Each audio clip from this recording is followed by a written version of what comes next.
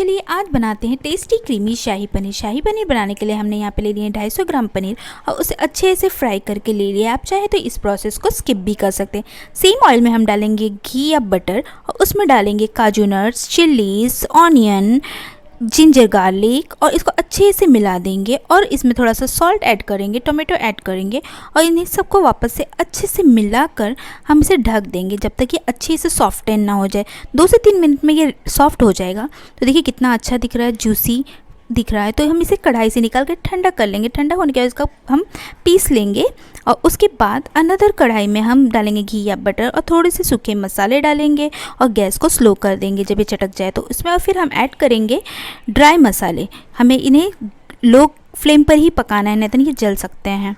और उसके बाद हमने जो पेस्ट रेडी किया था टोमेटो का, उसे भी यहाँ पे हम ऐड कर देंगे और इन सभी को अच्छे से मिला के 1-2 मिनट तक हाई फ्लेम पर भूनेंगे।